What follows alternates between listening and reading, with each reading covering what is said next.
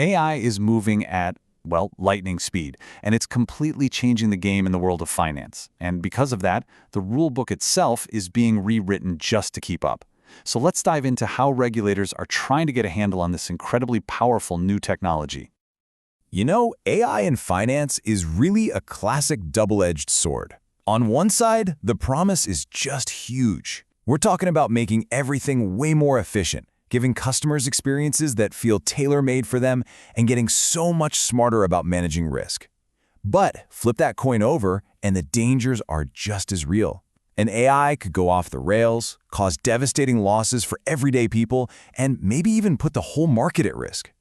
So that leads us to the billion-dollar question that everyone is asking. How in the world do we get all of that amazing potential without triggering the catastrophic downside?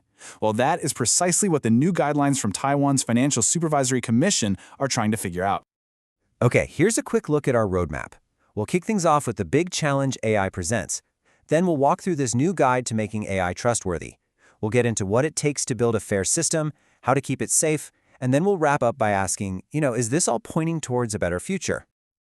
Right, so let's set the stage. The financial industry is bringing in a technology that can literally learn and make its own decisions. And this isn't just another software update, folks. It's a fundamental shift. It demands a totally new playbook for thinking about risk and who's responsible when things go wrong. And that brings us right to this new rulebook. Now, the Financial Supervisory Commission has put out a set of guidelines, but what's key here is that they're non-binding.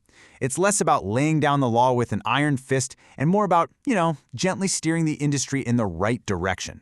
Think of it as a friendly guide to getting AI right from the very beginning. Before we get any deeper, let's just make sure we're on the same page. When we say AI system here, what we're talking about is any system that chews through mountains of data and uses machine learning to do stuff that usually takes a human brain. Things like seeing patterns, predicting what's next, or deciding what to do. And you have to understand, managing one of these things isn't a set-it-and-forget-it kind of deal. Not at all. It's a whole life cycle. You start by planning out what you want the AI to do. Then you gather up all the data it needs. After that, you build the actual model and test it like crazy. And then, once it's out in the world, you have to monitor it constantly. That last part is absolutely crucial. Now, the guiding principle behind all of this is actually super simple and makes a ton of sense. The more risk involved, the more rules you have to follow. Just think about cars, right?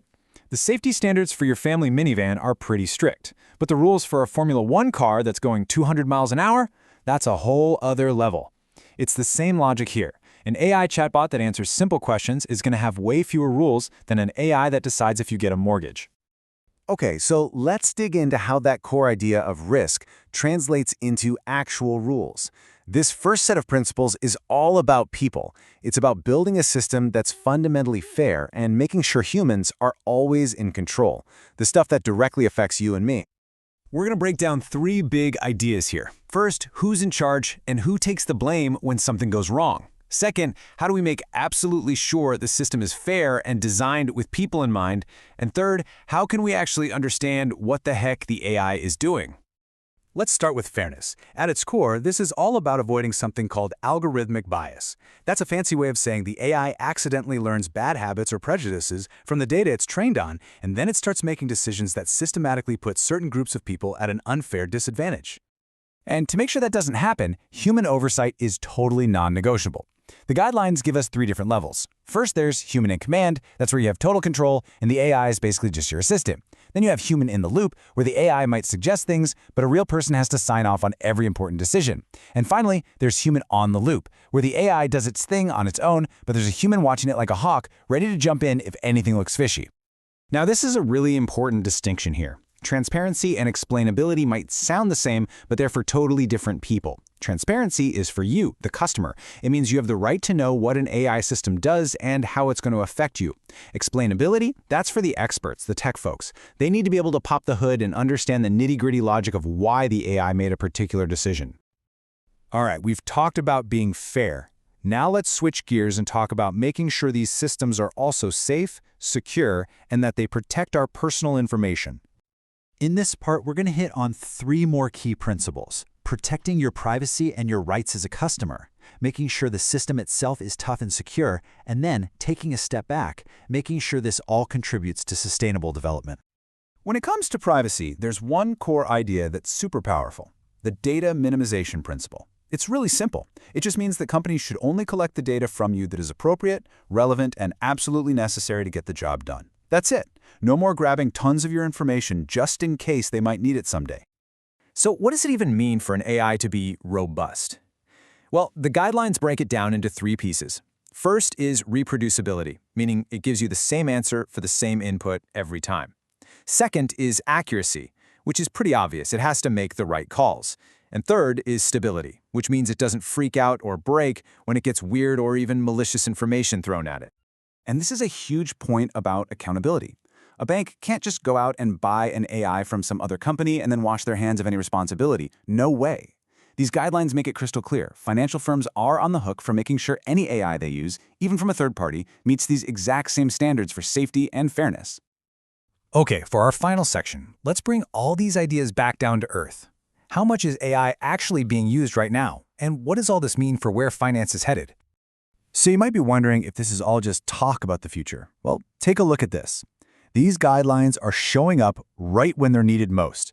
Already, 36% of financial firms in Taiwan, that's 63 different institutions, are already using AI.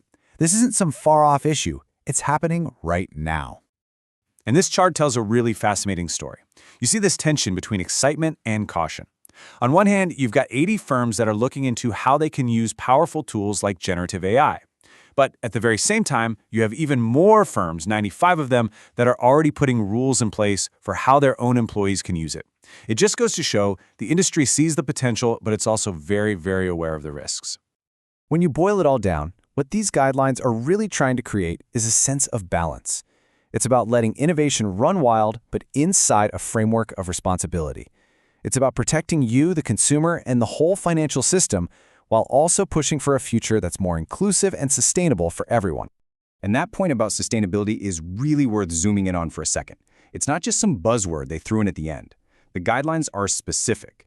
They talk about using energy-efficient computer hardware to run these AI models, which can use a ton of power. And even more importantly, they talk about using AI as a tool to shrink the digital divide, not make it even wider. And all of this leads us to the big final question. We have this incredible technology, and now we have a blueprint for how to use it responsibly. So, with these new rules of the game in place, can we actually build a financial AI that's not just smart and profitable, but one that actually works for and serves everyone?